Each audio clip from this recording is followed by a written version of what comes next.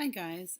Today I want to talk to you about some important ideas regarding photography. Just how to make your image the strongest it can possibly be. There really are three factors that um, for a really strong image that you should consider. The first one we talk about a lot, which is print quality. A lot of this is determined by the camera control, like the aperture, the shutter speed. Um, do you have the image in focus, for example?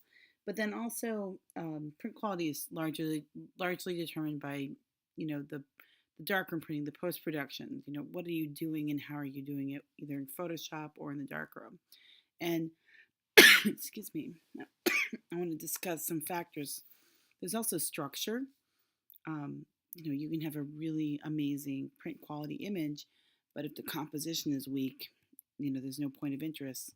Then what's the point? And then finally, and this third one's tricky, meaning, um, what do you get out of the photo or the image? What does it mean to you personally? A lot of this over time, just comes from the more you shoot or the more artwork you make, you're going to find that you're going to develop your own voice, your own theme, and that's just something that naturally happens. Just to show you an example of that, this is a famous photographer, Gregory Crewdson. One of his many photos, he will spend so much time. It almost looks like a scene in a movie, doesn't it?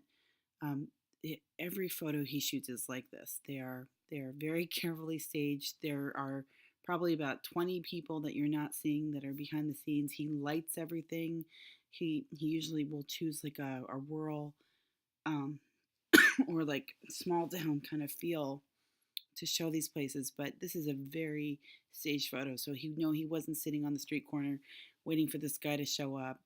And generally, when you look at his photos, they're very complex and I hope, when you look at them, you're supposed to kind of feel like he's telling you a story, but you don't quite know what the story is. You're sort of guessing it yourself.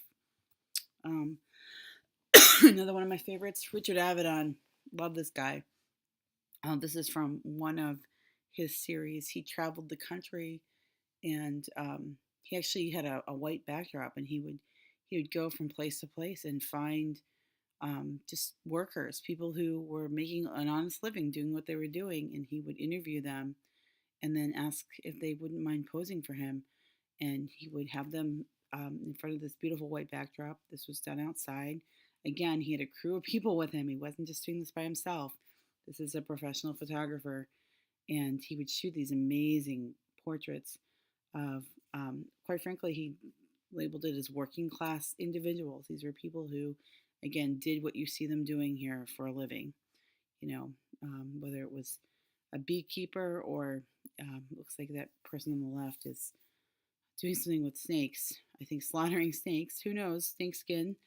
So interesting stuff. But print quality in both of these two master photographers is amazing. The composition is incredible. But I don't think that's why we keep coming back to these images. I think it's because they ask us to ask more questions. So that's the first part of this. I want you to think about print quality, structure, and meaning before we move on to the second part of